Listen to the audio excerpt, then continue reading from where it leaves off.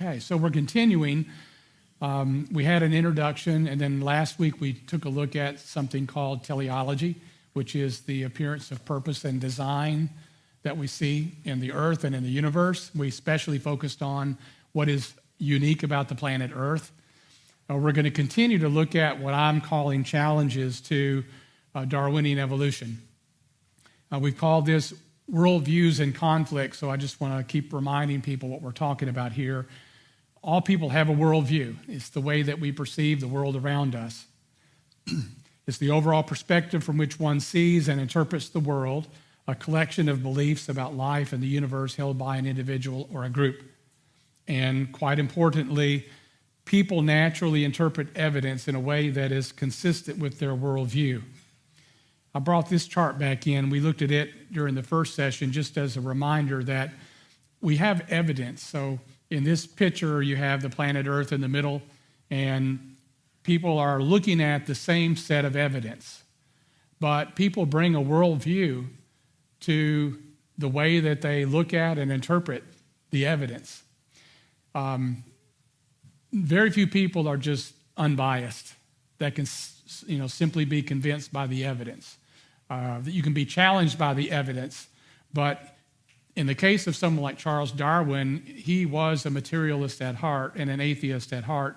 There were times that he confessed to seeing evidence that seemed to contradict his own theory, but he was persistent in his belief of his theory because he was committed to a particular worldview.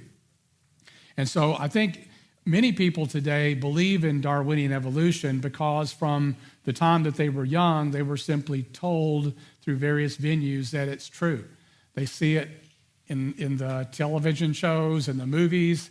As they get into the schools, they hear about it, and they simply assume that, we've got authoritative figures that claim that this is true, therefore it must be true. But yet in their heart, they don't quite understand it.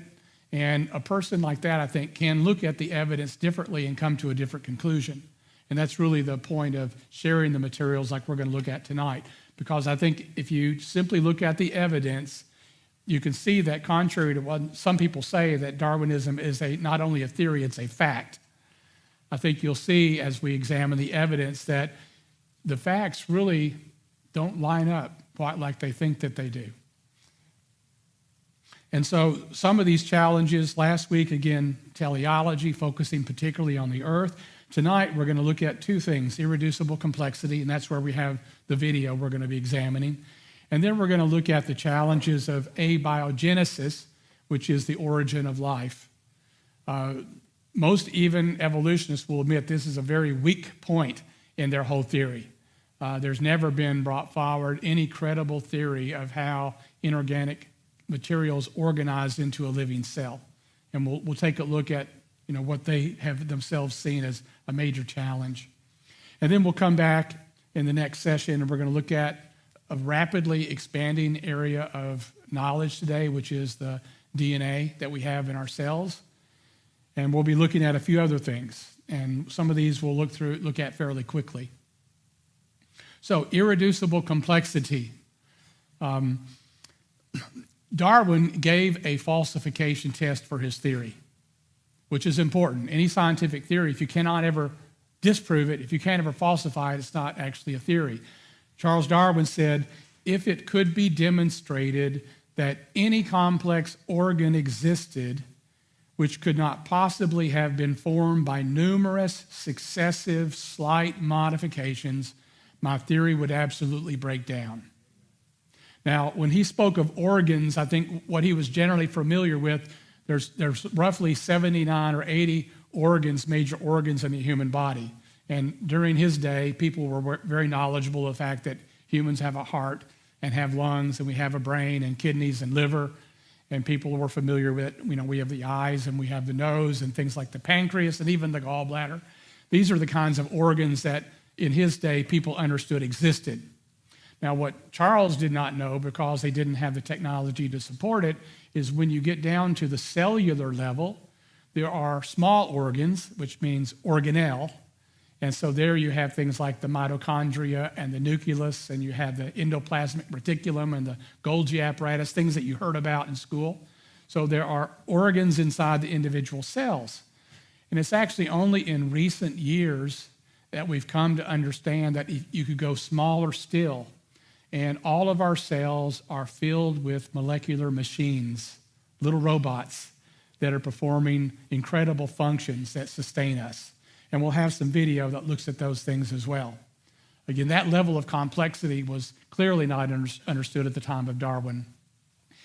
For over 2,000 years, people believed that life was simple, and again, that it was continuously emerging. That was a scientific view that was held for so long that was later disproved. And it does show how you can have an idea in science that is held by the majority of people for a very long time before it's finally disproved. So, Darwin's Black Box. In a landmark book written by Michael Behe, and he's a biochemist, a professor at Lehigh University in Pennsylvania. He published a book in the late 1900s, and he introduced this concept of irreducible complexity. And he said this is a challenge to the neo-Darwinian theory. And when you see neo-Darwinian, what that means, you had the original Darwinism, and Darwin did not understand things like genetics.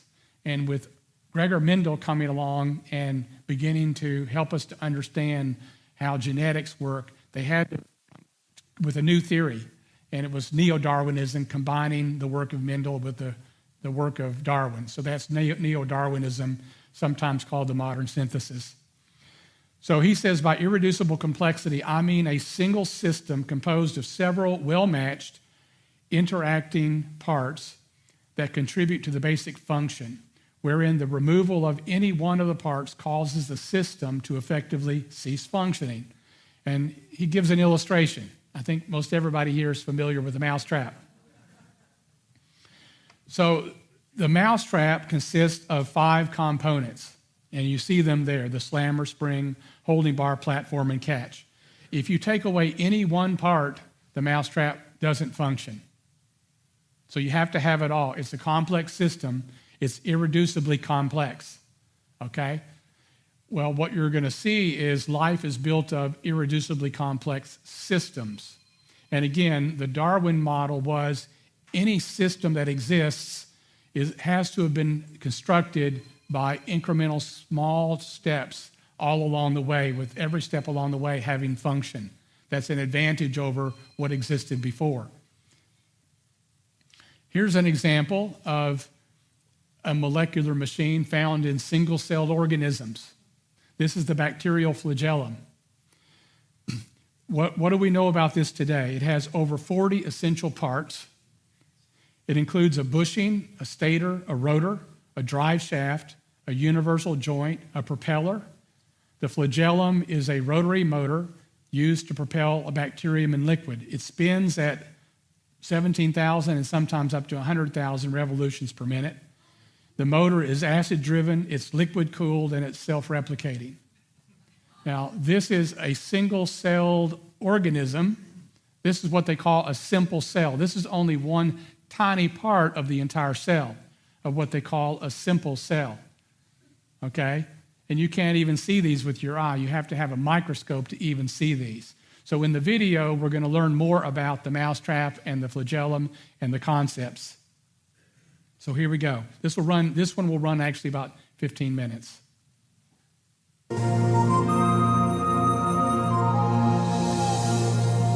Natural selection acts only by taking advantage of slight successive variations. She can never take a great and sudden leap, but must advance by short and sure, though slow steps.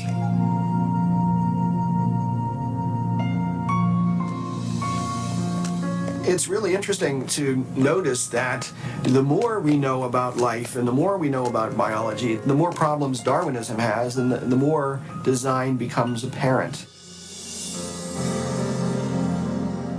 Since 1988, Dr. Michael B. has investigated complex biological systems that seem to defy explanation by natural selection. For the longest time, I believed that Darwinian evolution explains what we saw in biology, not because I saw how it could actually explain it, but because I was told that it did explain it. In schools, I was taught Darwinian biology. And through college and graduate school, I was in an atmosphere which just assumed that Darwinian evolution explained biology. And again, I didn't have any reason to doubt it. It wasn't until about 10 years or more ago that I read a book called Evolution, a Theory in Crisis by a geneticist by the name of Michael Denton, an Australian. And he put forward a lot of scientific arguments against Darwinian theory that I had never heard before. And the arguments seemed pretty convincing.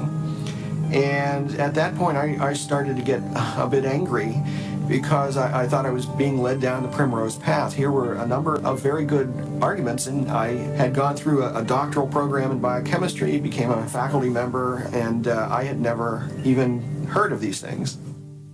And so from that point on, I became very interested in the question of evolution, and since have decided that Darwinian processes are not the whole explanation for life.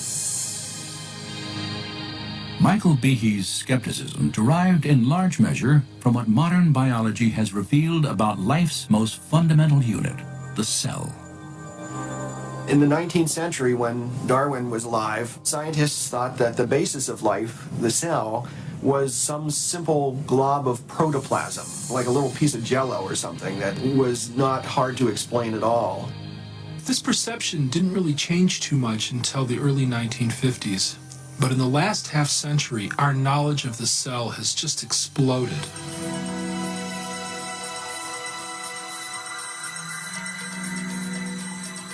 Today, powerful technologies reveal elaborate microscopic worlds. Worlds so small that a thimbleful of cultured liquid can contain more than 4 billion single-cell bacteria, each packed with circuits, assembly instructions, and miniature machines, the complexity of which Charles Darwin could never have imagined. At the very basis of life, where molecules and cells run the show, we've discovered machines, literally molecular machines. There are little molecular trucks that carry supplies from one end of the cell to the other. There are machines which capture the energy from sunlight and turn it into usable energy. There are as many molecular machines in the human body as there are functions that the body has to do. So if you think about hearing, seeing, smelling, tasting, feeling, blood clotting, respiratory action, the immune response, all of those require a host of machines. When we look at these machines, we ask ourselves, where do they come from? And the standard answer, Darwinian evolution, is very inadequate in my view. In speaking on the topic of scientific naturalism and evolution... During the early 1990s, at a series of academic conferences, Behe first shared his doubts about the ability of natural selection to construct complex molecular machines. One machine particularly attracted his attention. I remember the first time I looked in a biochemistry textbook and I saw a drawing of something called a bacterial flagellum with all of its parts in all of its glory. It had a propeller and the hook region and the drive shaft and the motor and so on. I looked at that and I said, that's an outboard motor. That's designed, that's no chance assemblage of parts. Behe's reaction was not surprising. For the molecular motors that drive bacteria through liquid, each depend upon a system of intricately arranged mechanical parts. These parts come into focus when portions of a cell are magnified 50,000 times. Biochemists have used electron micrographs like this one to identify the parts and three-dimensional structure of the flagellar motor.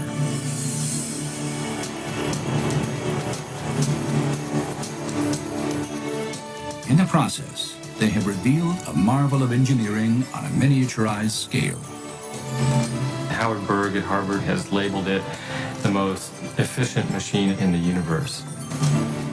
These machines, some of them are running at 100,000 RPMs and are hardwired into a signal transduction or sensory mechanism so that it's getting feedback from the environment. And even though they're spinning that fast, they can stop on a dime. It only takes a quarter turn for them to stop and shift directions and start spinning 100,000 RPM in the other direction. And just like outboard motors on motorboats, it has a large number of parts which are necessary for the motor to work. The bacterial flagellum, 2 gears, forward and reverse, water-cooled, proton motive force, it has a stator, it has a rotor, it has a U-joint, it has a drive shaft, it has a propeller, and they function as these parts of machines. It's not convenient that we give them these names. That's truly their function. Since its discovery, scientists have tried to understand how a rotary motor could have arisen through natural selection. As yet, they have failed to offer any detailed Darwinian explanation.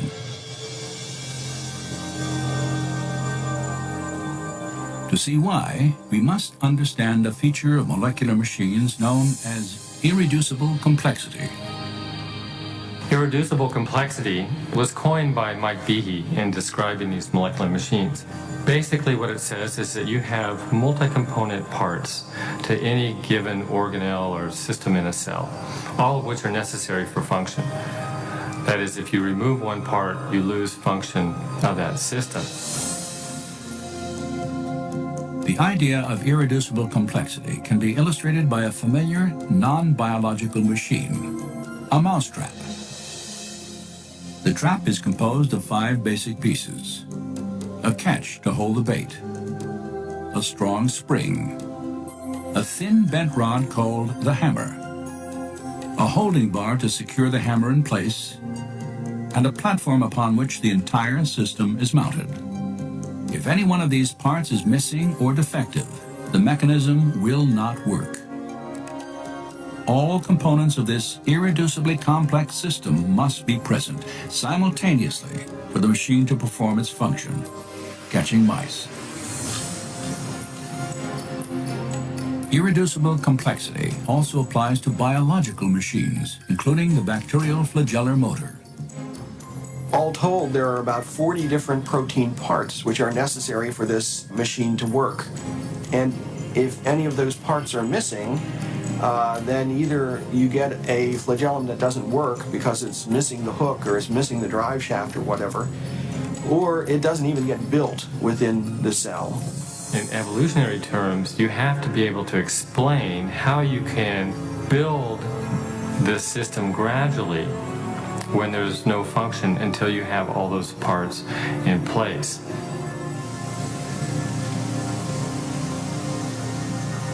The irreducible complexity of molecular machines poses a severe challenge to the power of natural selection. According to Darwin's theory, even very complex biological structures like an eye, an ear, or a heart can be built gradually over time in small incremental steps. Yet, as Darwin made clear, natural selection can only succeed if these random genetic changes provide some advantage to the evolving organism in its struggle for survival.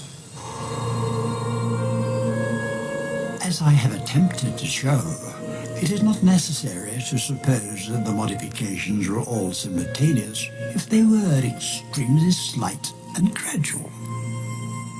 Natural selection is scrutinizing the slightest variations, rejecting those that are bad, preserving and adding up all that are good. But could Darwin's small, favorable variations have produced a bacterial flagellum? Some scientists doubt the possibility.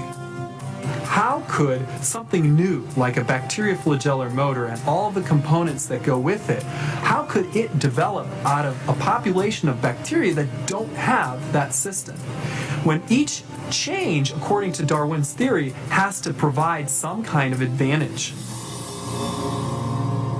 Imagine such a scenario early in the Earth's history.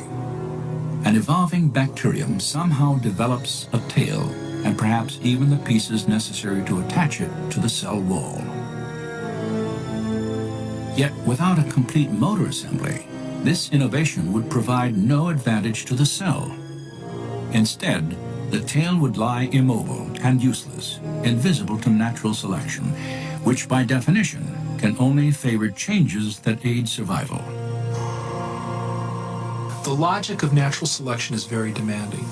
Unless the flagellum mechanism is completely assembled and actually works, natural selection simply cannot preserve it. It cannot be passed on to the next generation. The important thing to realize about natural selection is it selects only for a functional advantage.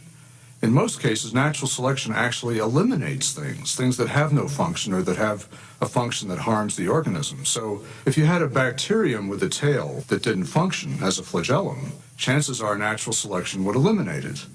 The only way you can select for a flagellum is if you have a flagellum that works, and that means you have to have all the pieces of the motor in place to begin with.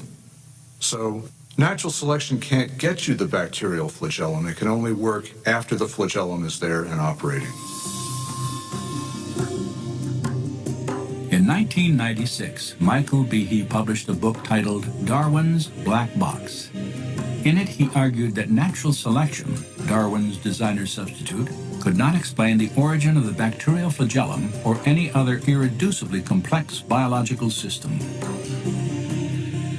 Instead, Behe concluded that the integrated complexity of these systems pointed to intelligent design. Darwin's black box created immediate controversy. Over 75 publications, including some of the world's leading newspapers and scientific journals, reviewed the book. Some scientists praised Behe's work, while others dismissed it as unscientific and religiously motivated. Behe's critics also insisted that he had underestimated the power of natural selection. They argued that the flagellar motor could have been constructed from parts used to build simpler molecular machines, like this needle-nose cellular pump. If the components of the pump already existed, they could have been preserved by natural selection even before the bacterial motor arose. This theory is called co-option. It's essentially saying that evolution or natural selection at some point was able to borrow components of one molecular machine and build a new machine with some of these components. Scott Minnick has studied the flagellar motor for nearly 20 years. His research has led him to challenge the co-option argument. With a bacterial flagellum, you're talking about a machine that's got 40 structural parts. Yes, we find 10 of them are involved in another molecular machine, but the other 30 are unique. So where are you going to borrow them from? Eventually, you're going to have to account for the function of every single part is originally having some other purpose. So you can only follow that argument so far until you run into the problem of you're borrowing parts from nothing. But even if you concede that you have all the parts necessary to build one of these machines, that's only part of the problem. Maybe even more complex, I think more complex, is the assembly instructions. That is never addressed by opponents of the irreducible complexity argument. Studies of the bacterial motor have indeed revealed an even deeper level of complexity. For its construction, not only requires specific parts, but also a precise sequence of assembly. You've got to make things at the right time. You've got to make the right number of components. You've got to assemble them in a sequential manner. You've got to be able to tell if you've assembled it properly so that you don't waste energy building a structure that's not going to be functional. Building a molecular machine has been compared to the construction of a house, where workers follow a detailed blueprint and plan for assembly. The foundation of a house is poured before the walls are erected. Plumbing and electrical fixtures are installed prior to enclosing the walls of the structure. Windows must be hung before siding is applied, and shingles are attached only after plywood sheets are nailed to the rafters. So it is with the construction of a flagellar motor. You build this structure from the inside out. You are counting the number of components in a ring structure or the stator. And once that's assembled, there's feedback that says, okay, no more of that component now. A rod is added. A ring is added. Another rod is added. The U-joint's added. Once the U-joint's at a certain size, and a certain degree of bend, about a quarter turn, that's shut off, and then you start adding components for the propeller.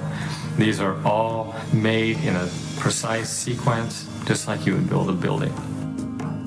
To build a motor correctly requires a complex system of machines that coordinate the timing of the assembly instructions. But how could natural selection construct such a system? The co-option argument doesn't explain this. You see, in order to construct that flagellar mechanism, or tens of thousands of other such mechanisms in the cell, you require other machines to regulate the assembly of these structures. And those machines themselves require machines for their assembly. If even one of these pieces is missing or put in the wrong place, your motor isn't going to work. So this apparatus to assemble the flagellar motor is itself irreducibly complex. In fact, what we have here is irreducible complexity all the way down. We know a lot about the bacterial flagellum. We still have a lot to learn, but we know a lot about it.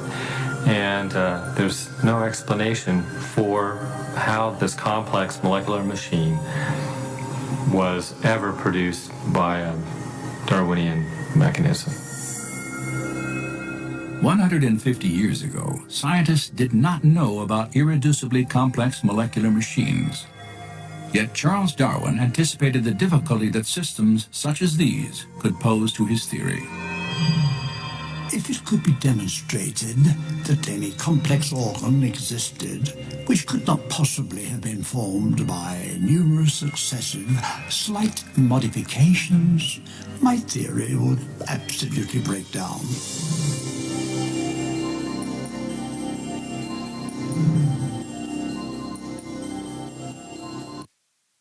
This video, Unlocking the Mystery of Life, is available on YouTube.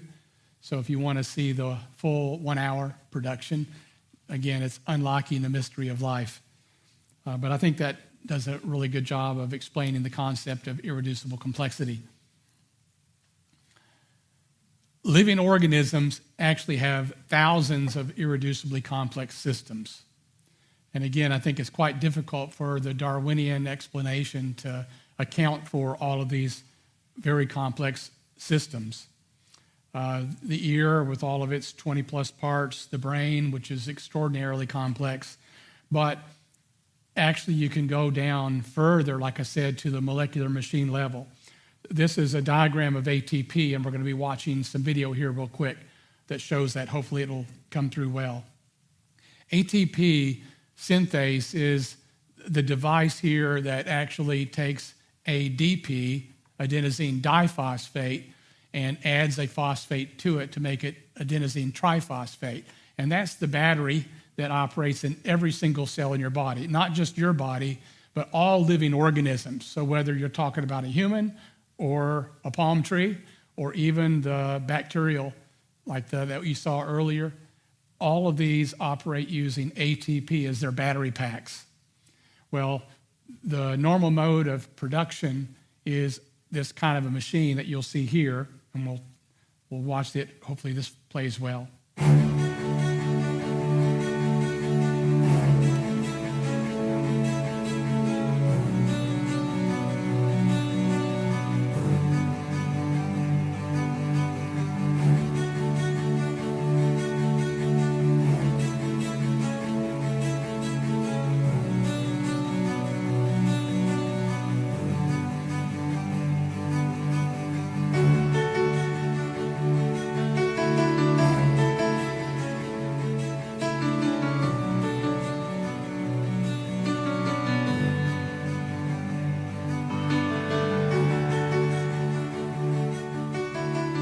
It's been called one of the wonders of the molecular world, an amazing nanoscale machine. ATP synthase is a high-tech micromolecular power generator inside the cells of your body. It generates adenosine triphosphate, or ATP, an energy molecule that provides fuel that every one of your cells needs to function. Without this fuel, your cells will cease operation, and so will you. ATP synthase works like a rotary engine. The barrel-shaped rotator is composed of 10 to 15 protein parts called subunits. The rotator spins around, transmitting mechanical energy into the drive shaft of the machine, which helps make ATP. This drive shaft has a specially placed bump that opens and closes parts as the drive shaft spins around. This bump opens special protein subunits on the bottom of the machine.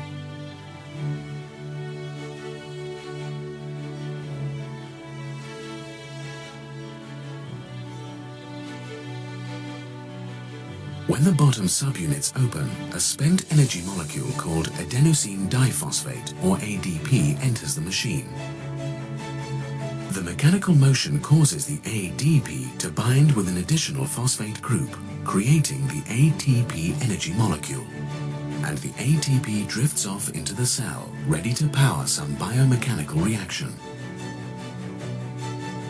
The ATP synthase machine has many parts we recognize from human-designed technology.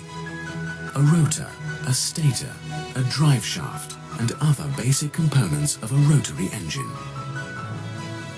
The ATP synthase is one of thousands of elegantly designed molecular machines inside your cells that make your life and all known life possible.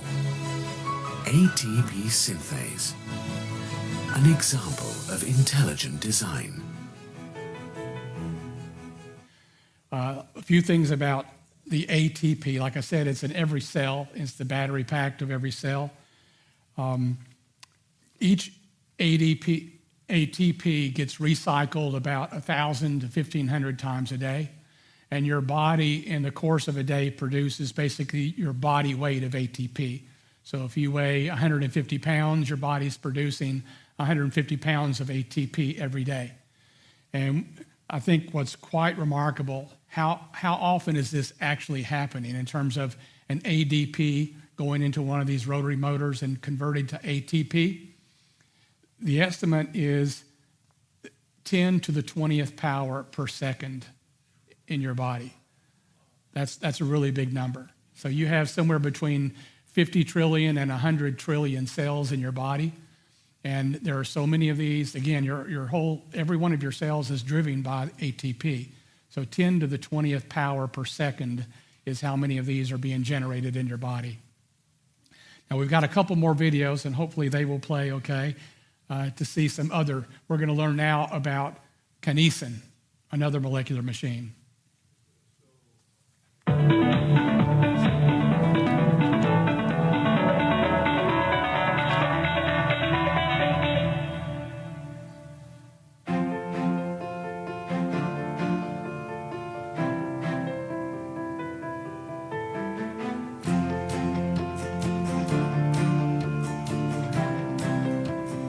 Cells are full of specialized components that perform functions vital to their existence. But how do these components get to the right locations inside the cell to perform their functions? For larger components, a transportation system is needed. Meet the kinesin. Masterpieces of microengineering, kinesins are miniature motorized machines that carry cargo from one part of the cell to another, walking along self-assembling highways called microtubules. Known as the workhorses of the cell, kinesins have 2 feet, or globular heads, that literally walk 1 foot over another along the microtubule, pulling their cargo to its destination. Each foot possesses 2 special locations called binding sites that interact with other molecules. One site attaches to the microtubule and the other binds with ATP, the energy molecule of the cell. When one foot binds with ATP and uses its energy, the foot flips over, resulting in the walking motion. Each foot has a short neck which is connected to a strand of a long coiled stalk. At the end of the stalk is a fan-shaped tail which holds tightly to the cargo being transported. Kinesins can carry cargo that are many times their own size. Sometimes a kinesin is in danger of getting stuck on the microtubule highway because of blockages caused by other cellular components. To get around such obstacles, multiple motor proteins may be used to carry a single piece of cargo together providing enough force to break free. Kinesins typically walk away from the center of the cell and toward the cell's periphery. The kinesin's 2 feet work together efficiently, with 1 foot holding fast to the microtubule, while the other releases itself and takes a step forward. This coordinated stepwise movement allows kinesin motors to walk as many as 100 steps per second, moving about 8 nanometers with each step.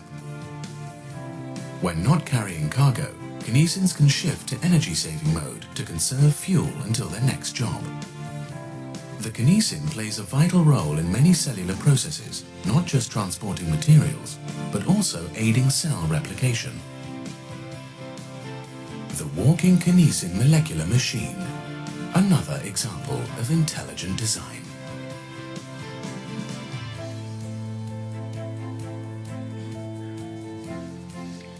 We have one more video that we're going to look at. So here we've been looking at individual molecular machines, the ATP synthase. And as you showed there, every step that the kinesin takes requires 1 ATP to energize it, to allow it to move forward. Okay, so we saw the kinesin and the ATP, but these molecular machines actually are working together. There are thousands of these machines in your cells. So we're going to look at this video that deals with cell division. Hopefully. These are tiny molecular machines, and they are doing this inside your body right now. To understand why, we have to zoom out. Every day in an adult human body, 50 to 70 billion of your cells die. Either they're stressed or damaged or just old. But this is normal. In fact, it's called programmed cell death. But to make up for all these lost cells, right now, billions of your cells are dividing, essentially creating new cells. And that process of cell division, also called mitosis, well, it requires an army of tiny molecular machines. So let's take a closer look. DNA is a good place to start, the double helix molecule we always talk about. This is a scientifically accurate depiction of DNA created by Drew Barry at the Walter and Eliza Hall Institute of Medical Research. If you unwind the 2 strands, you can see that each has a sugar phosphate backbone connected to the sequence of nucleic acid base pairs, known by the letters A, T, G, and C. Now the strands run in opposite directions, which is important when you go to copy DNA. Copying DNA is one of the first steps in cell division. Here, the 2 strands of DNA are being unwound and separated by the tiny blue molecular machine called helicase. Helicase literally spins as fast as a jet engine. The strand of DNA on the right has its complementary strand assembled continuously, but the other strand is more complicated because it runs in the opposite direction. So it must be looped out with its complementary strand assembled in reverse, section by section. At the end of this process, you have 2 identical DNA molecules, each one a few centimeters long, but just a couple nanometers wide. So to prevent the DNA from becoming a tangled mess, it is wrapped around proteins called histones, forming a nucleosome. These nucleosomes are bundled together into a fiber known as chromatin, which is further looped and coiled to form a chromosome, one of the largest molecular structures in your body.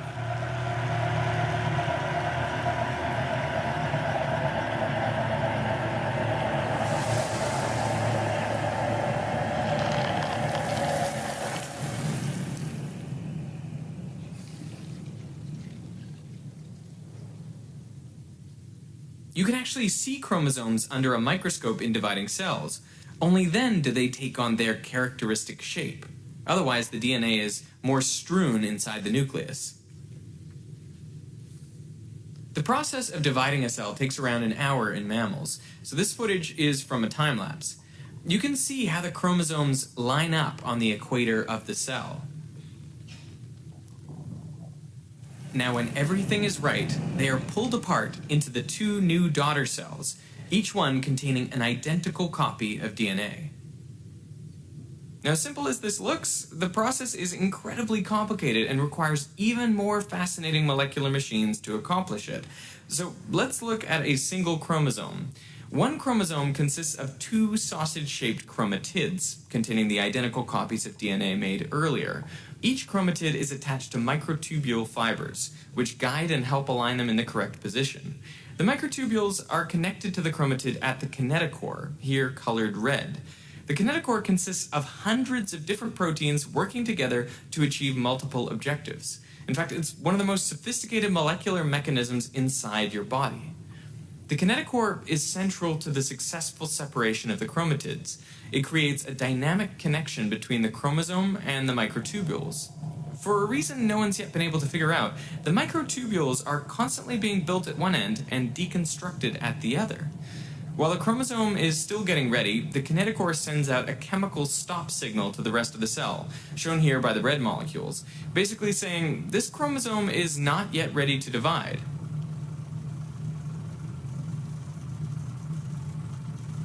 The kinetochore also mechanically senses tension. When the tension is just right and the position and attachment are correct, all the proteins get ready, shown here by turning green. At this point, the stop signal broadcasting system is not switched off. Instead, it is literally carried away from the kinetochore down the microtubules by a dynein motor. That's the walking guy. This is really what it looks like. It has long legs so it can avoid obstacles and step over the kinesins, molecular motors that walk in the opposite direction. Personally, I'm astounded by these tiny molecular machines, how they're able to routinely and faithfully execute their functions billions of times over inside your body at this exact instant. I'm also amazed by the scientists who were able to work out how this happens in such detail that we could create realistic depictions of them like you saw in the animations in this video. But perhaps the most amazing thing is just how much is left to be discovered, like figuring out how exactly the chromatids are pulled to opposite ends of the cell. There is still so much that we don't quite know. You know, what I find exciting is that in science fiction, for decades, we've been writing about tiny nanobots that will be injected into our bloodstreams that can heal us. But what this suggests, the existence of these tiny molecular machines inside us, it suggests that there isn't a physical limit that would prevent that. And so I think it's pretty likely that in future we will be able to develop our own tiny molecular machines that will be able to repair our bodies better than they can repair themselves.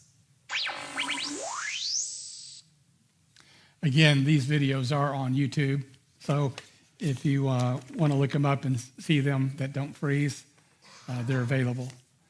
But again, this highlights the level of sophistication as we're learning how cells operate. So your cells have thousands of molecular machines in them, and those machines are built by other machines, okay? When I showed the video earlier, the longer video, and it showed the construction of the flagellum, and it illustrated the construction of a house, the DNA not only contains the code for making the components, and that's what scientists were focused on for a long time. That is, what part of DNA codes to make a protein. And that's somewhat like you can go to Home Depot or Lowe's and you can buy the components of a house. You can buy the 2x4s, 2x6s, you can buy the concrete bags, you can buy the electrical wire, you can get all the components and have them delivered to your lot, but you don't have a house, right? It obviously has to all be put together. DNA has not only the information for the components, it has all the assembly instructions for how to put things together step by step, and then how to repair it if it's broken. And then the amazing thing about DNA, of course, cells can duplicate themselves, so they can completely make a copy of themselves. So these things go far beyond any capability that we have at this point. J.B.S. Haldane was also an evolutionary mathematician, and he was involved in developing the neo-Darwinian views. He also gave what he considered to be falsification tests for the Darwinian theory. And he said that various mechanisms such as the wheel and the magnet, which would be useless till fairly perfect, couldn't happen through Darwinian mechanisms. Any such machines and organisms would, in his opinion, prove evolution false. Molecular motors have fulfilled one of Haldane's criteria, and turtles and monarch butterflies, which use magnetic sensors for navigation, have fulfilled his other criteria. So again, he said if these things were true, Darwinism would be false. Well, we now know that those things that he thought of have all been validated as present. Consider the eye. So this again is something Charles Darwin wrote. To suppose that the eye, with all of its inimitable, and that's matchless, contrivance for adjusting the focus to different distances, for emitting different amounts of light, and for the correction of spherical and chromatic aberration could have been formed by natural selection seems, I freely confess, absurd to the highest degree. So again, it just shows a prior commitment to materialism and to naturalism leads you to look at the evidence differently. Now, the eye, just a few facts on it. In recent years, the 4K TV was developed, a new innovation. A 4K TV has 8 million pixels. Well, now you can actually purchase an 8K TV, which has 33 million pixels. Your eye has over 130 million light-sensitive cells in it. Okay? Each eye has over 130 million light-sensitive cells. But there's a complexity that goes with that, that again, Charles Darwin could never have thought of, and that is the chemistry of the eye. Okay, it's one thing to look at the large components and you can see, the things you're familiar with, the retina and the cornea, the lens, and all of these things that could have been visible in Charles Darwin's day. But we now are beginning to understand the actual chemistry. And so I had another slide on this that I'm not going to go into, but just to briefly touch on, you have in each of your light-sensitive cells this compound called 11-cis-retinol. It's a chemical compound, and it has this particular shape. When a single photon of light strikes this 11-cis-retinol, it changes its shape. It goes from a bent shape to a straightened shape. And this chemical is bound to a protein called rhodopsin. When that happens, a series of chemical reactions are set into motion. And over a set of chemical reactions, you eventually have an electronic signal that's sent from your eye to your brain. And it's in your brain where your brain interprets all of that in order to give you vision. You're not actually seeing with your eye, you're seeing with your brain. But it's receiving the information from the eye and it converts that into vision. Okay, so you've got irreducible complexity at the chemical level as well as at a physical level, at a larger physical level. Okay, so that's just what I wanted to point out there. Psalm 94. Think again, you fools, when will you finally catch on? Is he deaf, the one who made your ears? Is he blind, the one who formed your eyes? He knows everything. Doesn't he also know what you are doing? That's a good reminder. The one who made those eyes with 130 plus million light-sensitive cells, he knows what you're seeing with your eyes. So let's use our eyes wisely. So the second topic, which we'll go through a little quicker now, is abiogenesis, which is also chemical evolution or spontaneous generation. This particular quote from H.P. Yockey, he says, research on the origin of life seems to be unique in that the conclusion has already been authoritatively accepted. What remains to be done is to find the scenarios which describe the detailed mechanisms and processes by which this happened. One must conclude that contrary to the established and current wisdom, a scenario describing the genesis of life on earth by chance and natural causes, which can be accepted on the basis of fact and not faith, has not yet been written. So he's saying, if you believe in Darwinian evolution, you have to have life. Okay, life has to emerge from inorganic chemicals. And then Darwinian mechanisms can act on that life. And the concept there is one single cell eventually over eons of time becomes all living organisms on the face of the earth. And the point he's making is that transition from inorganic chemicals to a living cell, no one has ever come up with a viable scenario for that to have happened. Now, lots of people have looked at it. I think most every one of you, when you were in school, learned about the Miller-Urey experiment. And this was an attempt back in the 1950s where they tried to create an apparatus, a chemical apparatus that could generate amino acids. And they started by putting together a reducing atmosphere of methane, ammonia, water vapor, and hydrogen, and they sparked it. They ran it for a while and got nothing. So they kept adjusting their conditions and eventually ran hundreds of experiments attempting to get amino acids. And they did finally generate trace amounts of certain amino acids, which are the building blocks of proteins. And so this was hailed as showing how life might have emerged. Well, again, three major problems were identified for this particular set of experiments. First off, it had the wrong starting materials. What we now know, I mean, no matter how deep you go in digging through the ores or of the strata of the earth, there's always oxygenated rock. And if you look at what comes out of volcanoes, you always have a large amount of carbon dioxide is emitted from volcanoes. And so people now understand that the earth has always had oxygen in some form present in its atmosphere. If you had carbon dioxide in this experiment, it would not have worked. Well, also, the spark, which was the energy source, did lead to the development of a few amino acids, but the spark destroys the amino acids as fast as it makes it. So what they had to do was physically separate those compounds from the spark, and so they put together a chemical trap to quickly extract whatever compounds were made and isolate them from the spark. Well, that's fairly unreal as a scenario. But then ultimately they got the wrong results. Most of what they made were toxic tars. They made a few of the amino acids of life, but were missing the more complex amino acids of life. They also generated amino acids that are not a part of living organisms. There's 20 amino acids that go into living things. They were making amino acids that are different than those 20.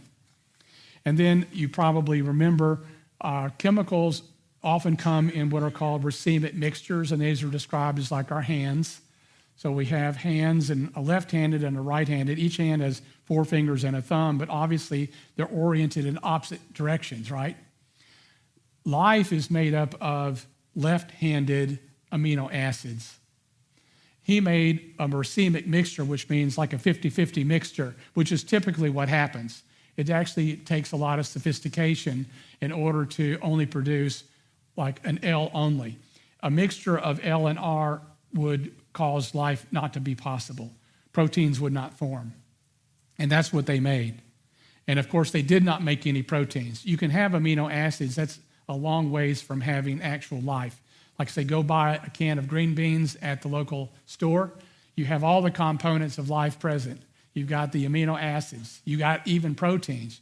You've got all the other components, but it's not alive, right? So the fact that they made a few amino acids in trace quantities is far and away from actually doing anything that would show how life could be generated. And nowadays, the people that try to think about how these things might have happened, they've given up largely on anything happening in the atmosphere whatsoever. They're now thinking about maybe thermal vents under the oceans. But again, no experiments have been run that show that even that's possible. And it's very difficult to form a protein in a water environment because water will break it down if you don't have other special compounds present to keep that from happening. So I just wanted to bring this up because you've been exposed to it. It's largely been rejected. Now, the law of biogenesis, this law of science, states that living organisms only come from other living organisms. They do not spontaneously arise from non-living matter. And you learned about the experimentation of Louis Pasteur. His experiments basically demonstrated that life only comes from pre-existing life. And so to believe in Darwinian evolution, you have to believe in spontaneous generation, which actually is in direct violation to a known law of science. What Darwin didn't know, again, he assumed that life was simple. And as you saw in the videos, we now understand that life is extraordinarily complex. Every cell is a highly sophisticated system of many biological machines working together in unison. So a better illustration, again, of a cell is a city. So if you think about what's present in Sarasota for it to work, you've got highways, right? You've got factories. You've got places where food can be produced. You've got waste disposal. You've got the library where the information is stored. You've got the police force. You've got all of the components. That's a better illustration of what we now understand to be a cell. A cell is not simple. It's highly complex.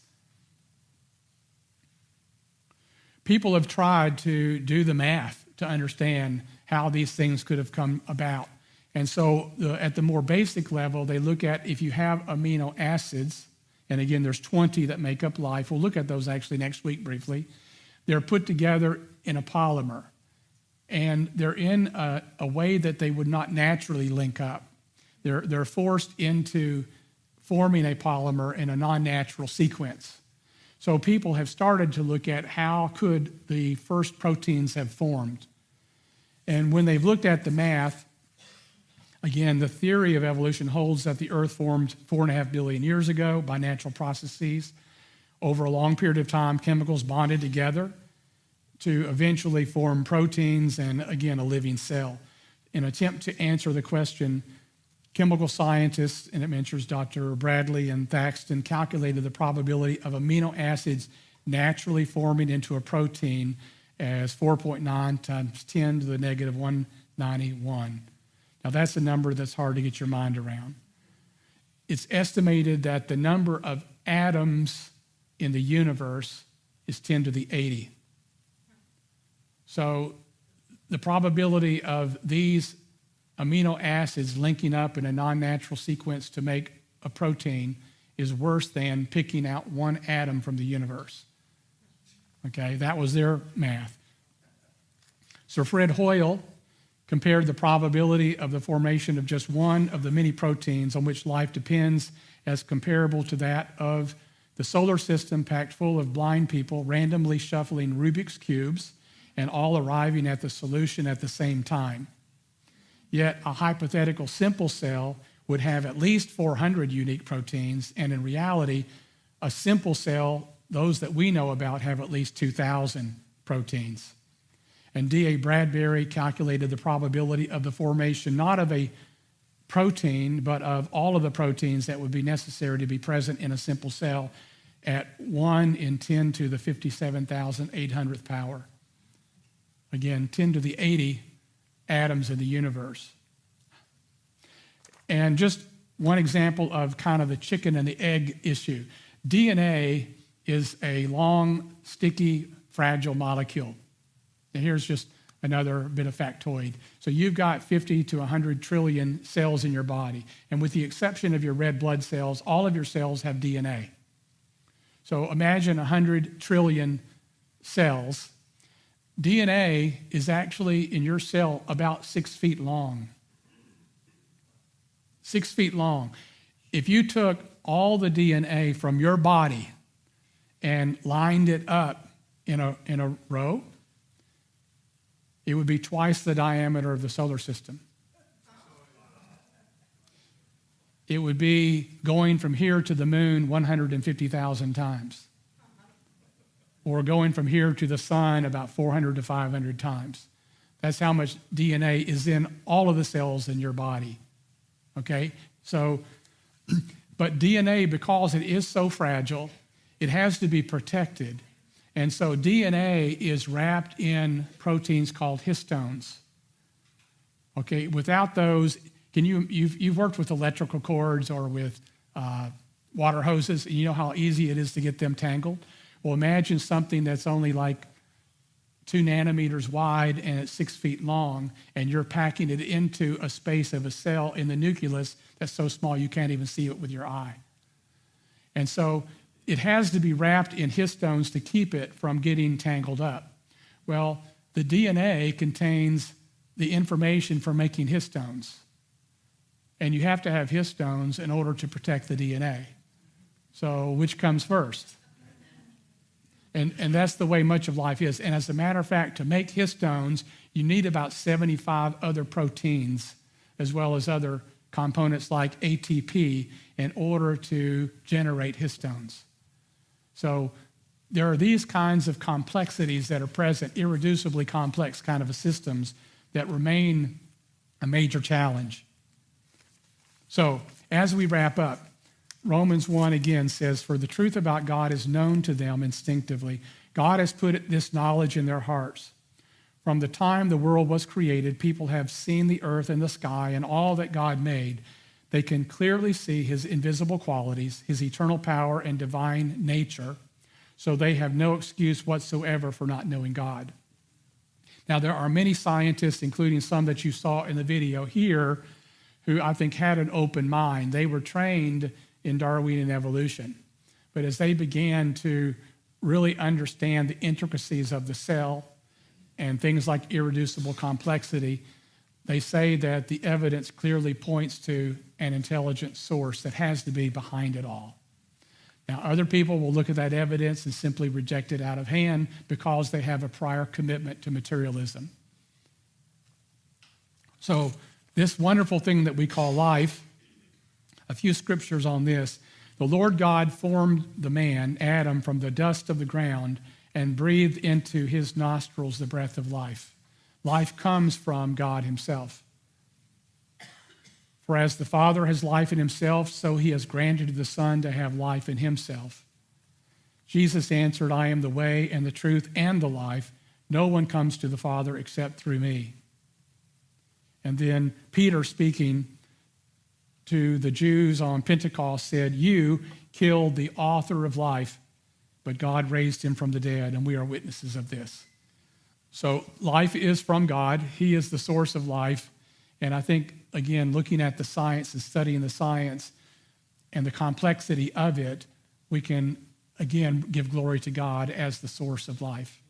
And you may want to go home and read Psalm 139 again, which talks about how God intricately built and designed you with your 100 trillion cells and all those molecular machines and all of the DNA that's present in you. Okay? So when we come back together in our next session, we'll be looking at DNA and some of the recent learnings that we have about the complexity of the DNA and things related to that. So I'm going to close with a prayer for us, and then we'll be dismissed.